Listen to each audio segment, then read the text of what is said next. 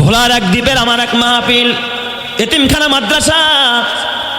রাতের বেলায় মাহফিল করে ভোলা থেকে ঢাকায় ফিরা যায় না। সকালবেলা আমি ফিরবো, রাতের বেলায় মাদ্রাসা এক হেফজুখানা হাফেজি নুরানি মাদ্রাসায় ছিলাম। মোহতামিম সাহেব কয়েকটা বড় ছাত্র হেফজুখানার আমার খেদমতের জন্য দায়িত্ব দিচ্ছে যে হুজুরের মশারি টানায় দিবে, যখন যা লাগে এগুলো দেখবি, খেয়াল লাগবে। ওরা সুন্দরভাবে আমার খেদমত করেছে। সকালবেলা ফজরের নামাজের পর আমি যখন বসে বসে সূরা ইয়াসিন পড়তেছিলাম, ওই ছেলেগুলো আমার পাশে গিয়ে ডাক দেখা, হুজুর মোহতামিম সাহেব নাস্তার ব্যবস্থা করছে, গাড়ি রেডি, আপনার জন্য গাড়ি নেওয়ার জন্য চলে আসছে, আমাকে ঘাটে নামায় দিয়ে আসবে। আমি যখন উঠে যাব, হঠাৎ দেখি আমার কাছের ওই যেই বাচ্চাগুলো খেদমত করেছে, একটা বাচ্চা কাঁদতেছে, চোখ মুছতেছে, ফুসফুস করতেছে। আমি কই, বাবা তুমি কাঁদো কেন? তোমার নাম কি? পেটে ব্যথা নাকি কষ্ট পাইস, নাকি হুজুরে মারছে, না ক্ষুধা লাগছে? ছেলেটাই দেখে হাউমাউ করে কান্দে, কয় হুজুর আমার নাম আব্দুল করিম। ও বাবা কাঁদো কেন? কয় হুজুর পেটে ব্যথায় কাঁদি না, উস্তাদরা আমারে মারে নাই, তাই কাঁদো কেন? কয় হুজুর আমার একটা দুঃখের কথা, আমার একটা কষ্টের কথা মনে পড়েছে, আপনি চলে যাবেন, মনটা আমার ভালো লাগে না, এই জন্য আমি কাঁদতেছি। আমি বললাম, বাবা তোমার দিনে এমন কি কষ্ট? কয় হুজুর আপনি তো জানেন না, আমার বাবা একজন জেলে মানুষ, এই ভোলার নদীতে আমার বাবা মাছ ধরতো। গত কয়েক বছর আগের সিডরের সময় আপনারা খবরেও দেখেছেন, 7 জন জেলে নিখোঁজ হয়ে গেছে, পাওয়া যায় নাই। ওই 7 জেলের ভিতরে এক জেলে ছিল আমার বাবা। আমার বাবারে হারায় ফেলছি ছোটবেলায়, বাবার কথা আমার মনে নাই। আমার মা বড় অসহায়, আমার এই মাদ্রাসায় এতিমখানায় ভর্তি করছে আমার মা সংসার চালাইতে পারে না। আমার মা দোকানে দোকানে, একটা বাজার আছে, বাজারে হোটেলে পানি দেয় কলস ভরা ভরা, এক কলস পানি দিলে তখন তাকে 8 আনা দেয়, 1 টাকা দেয়, 2 টাকা দেয়, এইভাবে টাকাই নাই না আমার মা সংসার চালা আমার মাদ্রাসায় পড়ায়। এটাই হলো আমার একমাত্র সম্বল। আমি বললাম, বাবা তাইলে তোমার কাদার কারণ কি? কয় হুজুর শোনেন, আমি যেদিন কোরআন শরীফের সবক নিব, আমার মাদ্রাসার নিয়ম হলো বাতাসা খাওয়াইতে হয়, মিষ্টি মুখ করাইতে হয়, তারপরে কোরআন শরীফের সবক নিতে হয়। আমার সব ছাত্র ভাইরা কেউ খইনা আরও আনছে, চিরা আনছে, কেউ মিষ্টি আনছে। আমি গিয়ে আমার মারা ডাক দেওয়া বললাম, মা গো মা, ও মা কোরআনের সবক নিব, মা পারবানি আমার একটু জিলাপি বা বাতাসা কিনা দিতে? আমার মায়ের চোখের পানি মুছে আসল দিয়ে আর ডাক দেখা, বাবা রে চাউল ডাউল কিনতে পারি না, তারপরও চেষ্টা করবো, আমি না খায়া হইল তোরে আজকে বাতাসা কিনে দিব। হুজুর আমার মা ওই দিন বাজারে গিয়া পানি বিক্রি করছে, সারাদিন কিছু খায় নাই, খাইলে টাকা লাগবে, ওই টাকাটা জমায় আমার মা বিকেলবেলা একটু বাতাসা কিনছে অথবা একটু জিলাপি কিনছে, আঁচলের মধ্যে বাইন্দা রওনা করছে আমার মাদ্রাসায় দিয়ে আসবে। হুজুর কসম আল্লাহর, প্রত্যক্ষদর্শীরা বলল সারাদিন না খাওয়া পানি টানছে ক্ষুধার্ত মা, সন্ধ্যা গনায় আসছে, কুয়াশার সময়, গাড়ি উল্টা পাশ থেকে আসতেছিল, মা খেয়াল করে নাই, স্লিপ খায়া পড়ে গেছে, অমনি এই গাড়ি আমার মায়ের উপর দা উঠাইয়া দিচ্ছে। আমার মায়ের আঁচলে দেখছি জিলাপি বান্দাস। আমার মা রাস্তার থেকে উঠায়া হাসপাতালে ভর্তি করেছে।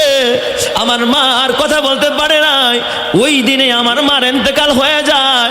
এখন আমি চির এতিম, আমার মা নাই, বাবা নাই। হুজুর গতকালকে আপনি মা বাবা নিয়ে ওয়াজ করছেন, সারাটা রাত আমি ঘুমাইতে পারি নাই। রাতের বেলায় স্বপ্ন দেখি আমার মা আমার একটা বাগান থেকে ডাকতেছে, বাবা আব্দুল করিম আয়, আমারে করে ডাকতেছে, আমার জন্য মিষ্টি নিয়ে অপেক্ষা করতেছে, আমার মিষ্টি খাওয়াবে। হুজুর ঘুম মায়া গেছে দেখি, আর মারে দেখি না। সকালবেলা ফজরের পরে মায়ের কবরের পাশে গিয়া সূরা ইয়াসিন পড়লাম। হুজুর আপনিও চলে যান, আমার তো দেখার কেউ নাই, মনটা আমার মানে না, মার কথা মনে পড়ছে। আমি বললাম, মোহতামিম সাহেব নাস্তা পরে খাবো, আগে ওর মার কবর জিয়ারত করবো। এমন ভাগ্যবতী মা যার সন্তান হাফেজে কোরআন হইল, আর মা কবরের পাশে গিয়া দাঁড়াইলাম। পরিচর্যা করার মানুষ নাই, দেখি ঘাস হয়ে রয়েছে, কিন্তু ঘাসের মাঝে একটা বড় ফুল ফুটে রয়েছে। কাছে যাওয়ার সাথে সাথে মনে হয় যেন কে যেন মেশকো আম্বারের ঘেরা নাই না আমার নাকের মধ্যে লাগাইয়া দিল। আমার দিল সাক্ষী দিল, আল্লাহ চোখে পানি অজরে আইসা গেছে। ও হাত তুলছে, আমরা দোয়া করলাম, চোখের পানিতে ছেলেটা বুক ভাসাইলো, মায়ের জন্য দোয়া করলো।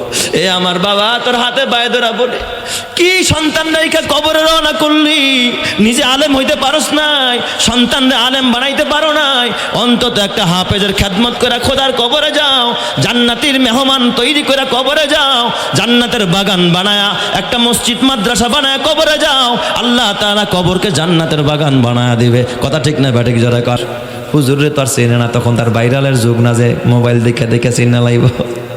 উপরে উঠছে, কয় এই তুমি পারবা? বুড়া মানুষ কয় পারমু।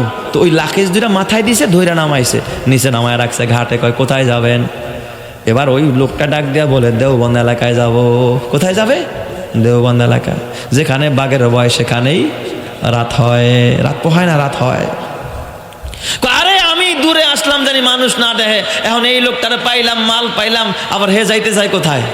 দেওবন্দ এলাকায়। তাহলে ওই এলাকায় যদি আমি বোঝা নিয়ে যাই, যে দেখবে সেই তো আমার চিন্না লাইব যে দেখছে এখন বড় হুজুরে বর্তমানে লেবারিও শুরু করে দিস।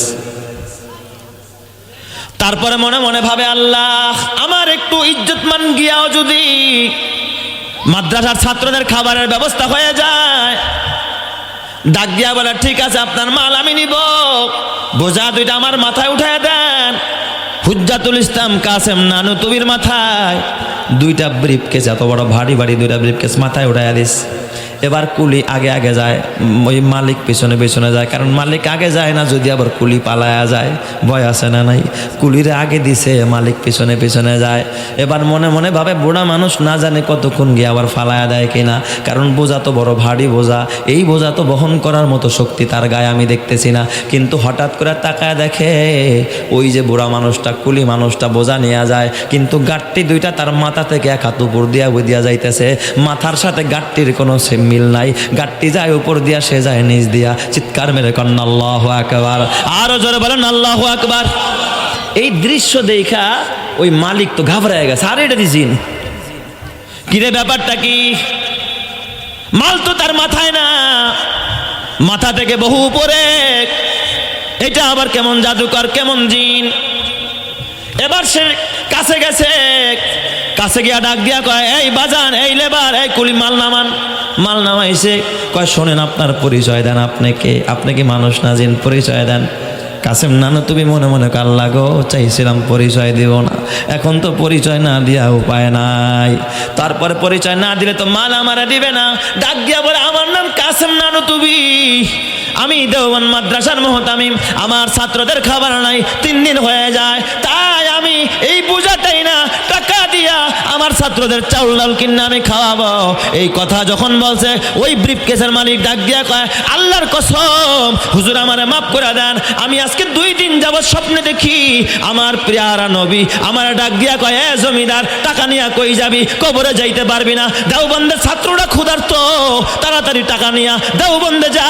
এই যে দেখেন 2টা ব্রিফকেস বইরা আমি টাকা নিয়ে তো দেওবন্দ মাদ্রাসার দিকে রওনা করছিলাম। আগে যদি জানতাম আপনি কাসেম নানতুবি, আপনার মাথায় আমি বোঝা দিতাম না, আমি নিজেই টানতাম। হুজুর আমারে মাফ করে দেন, আমারে ক্ষমা করে দেন। চিৎকার মেরে কন্ন আল্লাহু আকবার, আরো জোরে বলেন আল্লাহু আকবার। যাদের প্রেমেতে তুমি গো আজ হলে দিওয়ানা, এরা জেনে নাও কেউ কবরের সাথী হবে না, কেউ বুঝা তোমার নিবে না সেই হাসর ময়দানে, কি আমল তুমি করলে নিয়ে যাবে সেইখানে। ফুল ফোটে যেমন ঝরে তেমন খোদার বাগানে, আয়ু কতক্ষণ কার এখানে কে বলো জানে। এই মহল কোঠা সোনা দানা সব পরে রবে, এই সব কবরে নিয়ে গেছে কে বলো কবে। এই দালান কোঠা জমিদারি সব পরে রবে, এই সব কবরে নিয়ে গেছে কে বলো কবে। 2 গজ জমি কয়েক গজের ওই সাদা কাফন, শুধু এইটুকুতেই হবে তোমার জেনে নাও দাফন। যা পুঁজি তোমার এখনো তার বুঝলে না মানে, যা পুঁজি তোমার এখনো তার বুঝলে না মানে, কি আমল তুমি করলে নিয়ে যাবে সেইখানে। ফুল ফোটে যেমন ঝরে তেমন খোদার বাগানে, আয়ু কতক্ষণ কার এখানে কে বলো জানে। আল্লাহ বুঝার তৌফিক দাও, জোরে কানা আমিন। এ আমার বাবা বিদায় কালে আমি ছোট্ট একটা ঘটনা বলে বিদায় নিস। কয়েক বছর আগে, কথা বলেন না মঞ্চে, আমার বয়ানে ডিস্টার্ব করেন। ভোলার এক দ্বীপের আমার এক মাহফিল, এতিমখানা মাদ্রাসা। রাতের বেলায় মাহফিল করে ভোলা থেকে ঢাকায় ফিরা যায় না, সকালবেলা আমি ফিরবো, রাতের বেলায় মাদ্রাসা। এক হেফজুখানা হাফেজি নুরানি মাদ্রাসায় ছিলাম। মুহতামিম সাহেব কয়েকটা বড় ছাত্র হেফজুখানার আমার খেদমতের জন্য দায়িত্ব দিস, যে হুজুরের মশারি টানায় দিবে, যখন যা লাগে এগুলো দেখবি, খেয়াল লাগবে। ওরা সুন্দরভাবে আমার খেদমত করেছে। সকালবেলা ফজরের নামাজের পর আমি যখন বসে বসে সূরা ইয়াসিন পড়তেছিলাম, ওই ছেলেগুলো আমার পাশে গিয়ে ডাক দেখা, হুজুর মুহতামিম সাহেব নাস্তার ব্যবস্থা করছে, গাড়ি রেডি, আপনার জন্য গাড়ি নেওয়ার জন্য চলে আস, আমাকে ঘাটে নামায় দিয়ে আসবে। আমি যখন উঠে যাব, হঠাৎ দেখি আমার কাছের ওই যে যেই বাচ্চাগুলো খেদমত করেছে, একটা বাচ্চা কাঁদতেছে, চোখ মুছতেছে, ফুসফুস করতেছে। আমি কই, বাবা তুমি কাঁদো কেন? তোমার নাম কি? পেটে ব্যথা নাকি কষ্ট পাইস, নাকি হুজুরে মারছে, না ক্ষুধা লাগছে? ছেলেটাই দেখে হাউমাউ করে কান্দে, কয় হুজুর আমার নাম আব্দুল করিম। ও বাবা কাঁদো কেন? কয় হুজুর পেটে ব্যথায় কাঁদি না, উস্তাদরা আমারে মারে নাই, তাই কাঁদো কেন? কয় হুজুর আমার একটা দুঃখের কথা, আমার একটা কষ্টের কথা মনে পড়েছে, আপনি চলে যাবেন, মনটা আমার ভালো লাগে না, এই জন্য আমি কাঁদতেছি। আমি বললাম, বাবা তোমার দিনে এমন কি কষ্ট? কয় হুজুর আপনি তো জানেন না, আমার বাবা একজন জেলে মানুষ, এই ভোলার নদীতে আমার বাবা মাছ ধরতো। গত কয়েক বছর আগের সিডরের সময় আপনারা খবরেও দেখেছেন, 7 জন জেলে নিখোঁজ হয়ে গেছে, পাওয়া যায় নাই। ওই 7 জেলের ভিতরে এক জেলে ছিল আমার বাবা। আমার বাবারে হারায় ফেলছি ছোটবেলায়, বাবার কথা আমার মনে নাই। আমার মা বড় অসহায়, আমার এই মাদ্রাসায় এতিমখানায় ভর্তি করছে আমার মা সংসার চালাইতে পারে না। আমার মা দোকানে দোকানে, একটা বাজার আছে, বাজারে হোটেলে পানি দেয় কলস ভরা ভরা, 1 কলস পানি দিলে তখন তাকে 8 আনা দেয়, 1 টাকা দেয়, 2 টাকা দেয়, এইভাবে টাকাই নাই না আমার মা সংসার ছাড়া আমার মাদ্রাসায় পড়ায়। এটাই হলো আমার একমাত্র সম্বল। আমি বললাম, বাবা তাইলে তোমার কাদার কারণ কি? কয় হুজুর শোনেন, আমি যেদিন কোরআন শরীফের সবক নিব, আমার মাদ্রাসার নিয়ম হলো বাতাসা খাওয়াইতে হয়, মিষ্টি মুখ করাইতে হয়, তারপরে কোরআন শরীফের সবক নিতে হয়। আমার সব ছাত্র ভাইরা কেউ খই নাড়ু আনছে, চিরা আনছে, কেউ মিষ্টি আনছে। আমি গিয়ে আমার মারা ডাক দেওয়া বললাম, মা গো মা, ও মা কোরআনের সবক নিব, মা পারবানি আমার একটু জিলাপি বা বাতাসা কিনা দিতে? আমার মায়ের চোখের পানি মুছে আসল দেওয়ার ডাক দেখা, বাবা রে চাউল ডাউল কিনতে পারি না, তারপরে চেষ্টা করবো, আমি না খায়া হইল তোরে আজকে বাতাসা কিনে দিব। হুজুর আমার মা ওই দিন বাজারে গিয়া পানি বিক্রি করছে, সারাদিন কিছু খায় নাই, খাইলে টাকা লাগবে, ওই টাকাটা জমায় আমার মা বিকেলবেলা একটু বাতাসা কিনছে অথবা একটু জিলাপি কিনছে, আঁচলের মধ্যে বাইন্দা রওনা করছে আমার মাদ্রাসায় দিয়ে আসবে। হুজুর কসম আল্লাহর, প্রত্যক্ষদর্শীরা বলল সারাদিন না খাওয়া পানি টানছে ক্ষুধার্ত মা, সন্ধ্যা গনায় আসছে, কুয়াশার সময়, গাড়ি উল্টা পাশ থেকে আসতেছিল, মা খেয়াল করে নাই, স্লিপ খায়া পড়ে গেছে, অমনি এই গাড়ি আমার মায়ের উপর দা উঠাইয়া দিস। আমার মায়ের আঁচলে দেখছি জিলাপি বান্দাস। আমার মা রাস্তার থেকে উঠায়া হাসপাতালে ভর্তি করেছে। আমার মা আর কথা বলতে পারে নাই। ওই দিনে আমার মার ইন্তেকাল হয়ে যায়। এখন আমি চির এতিম, আমার মা নাই, বাবা নাই। হুজুর গতকালকে আপনি মা বাবা নিয়ে ওয়াজ করছেন, সারাটা রাত আমি ঘুমাইতে পারি নাই। রাতের বেলায় স্বপ্ন দেখি আমার মা আমার একটা বাগান থেকে ডাকতেছে, বাবা আব্দুল করিম আয়, আমারে কোলে ডাকতেছে, আমার জন্য মিষ্টি নিয়ে অপেক্ষা করতেছে, আমার মিষ্টি খাওয়াবে। হুজুর ঘুম মাইয়া গেছে দেখি, আর মারে দেখি না। সকালবেলা ফজরের পরে মায়ের কবরের পাশে গিয়া সূরা ইয়াসিন পড়লাম। হুজুর আপনিও চলে যান, আমার তো দেখার কেউ নাই, মনটা আমার মানে না, মার কথা মনে পড়ছে। আমি বললাম, মুহতামিম সাহেব নাস্তা পড়ে খাবো, আগে আর মার কবর জিয়ারত করবো। এমন ভাগ্যবতী মা যার সন্তান হাফেজে কোরআন হইল, আর মা কবরের পাশে গিয়া দাঁড়াইলাম। পরিচর্যা করার মানুষ নাই, দেখি ঘাস হয়ে রয়েছে, কিন্তু ঘাসের মাঝে একটা বড় ফুল ফুটে রয়েছে। কাছে যাওয়ার সাথে সাথে মনে হয় যেন কে যেন মেশকো আম্বারের ঘেরা নাই না আমার নাকের মধ্যে লাগাইয়া দিল। আমার দিল সাক্ষী দিল, আল্লাহ চোখে পানি অজরে এসে গেছে।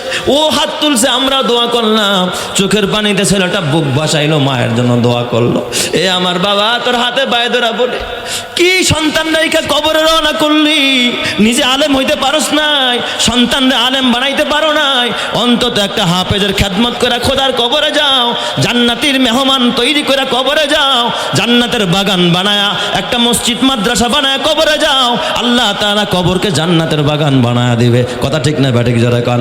এই জন্য আমার বাবা এই মাদ্রাসার দোতলার কাজ হবে, ছাদ ঢালাই হবে, প্রায় 5 টনের মতো রড লাগবে, ইটা লাগবে, বালু লাগবে, সিমেন্ট লাগবে। আমি আজকের এই মসজিদে সাক্ষী রাখলাম, আল্লাহরে সাক্ষী রাখলাম, এই মসজিদ মজলিসের মধ্যে এমন কোন ভাইটা পারবেন যে হুজুর ইনশাল্লাহ আমি 1 টন রডের ব্যবস্থা করবো এই ছাদ ঢালাইয়ের জন্য, আমি তার জন্য দিল খুলে দোয়া করব, আল্লাহ তার কোটি টাকার মালিক বানাবে, বিপদ থেকে বাঁচায়া দিবে, ডান হাতে আমলনামা দিবে, তার মা বাবারে মাফ করবে, তার সন্তানগুলোরে কবুল করবে, কিয়ামতের ময়দানে ডান হাতে আমলনামা দিয়ে আল্লাহ জান্নাতি করবে। জোরে কোন আমিন। কে পারবেন যে হুজুর আমি 1 টন রড দিব, যখন কাজ ধরবে 1 টন রড দিব অথবা টাকা দিয়ে দিব, তো 70,000 টাকার মতো লাগতে পারে, একা না পারেন আত্মীয় স্বজন মিললে আপনি দায়িত্ব নেন যে হুজুর ইনশাল্লাহ আমি 1 টন রডের ব্যবস্থা করব, আমি তার জন্য মুসাফির হয়ে দোয়া করব, আল্লাহ তার কোটি টাকার মালিক বানাবে, ডান হাতে আমলনামা দিবে, সন্তানগুলোরে কবুল করবে, আলেমের বন্ধু বানাবে, ওলির পিতা বানায় জান্নাতি করবে। জোরে কান আমিন। আল্লাহ সর্বপ্রথম যিনি দিবে সকল দানের সব আল্লাহ তার আমলনামায় দিবে। আল্লাহ এই আশাটা যে পুরা করবে তার আশা তুমি পুরা করবা, হাসরের ময়দানে ডান হাতে আমলনামা দিবা, নবীর সুপারিশ মিলাইবা, হাউজে কাউসারের পানি পিলাইবা, আমার নবীর সাথেই জান্নাতি করবা। জোরে কান আমিন। কে পারবেন আমার এই আশাটা পুরা করবেন? বলছি তো একবারে না পারেন মাসে মাসে আস্তে আস্তে দিন 5,000 10,000 করে ভাঙাও দিতে পারবেন এমন কোনো বান্দা আসেননি যে হুজুর ইনশাল্লাহ আমি 1 টন রড দিব? আসেননি দেওয়ার মতো কোনো ভাই? 70,000 টাকা হবে হয়তোবা। কে পারবেন এক ভাই একটু হাত তুলে ওয়াদা করেন? আসেন একটা ভাই এখানে দেওয়ার মতো? ও যুবক ভাই, ও প্রবাসী ভাই, ও আমার পর্দারের মা, গো এই দান বিফলে যাবে না মা।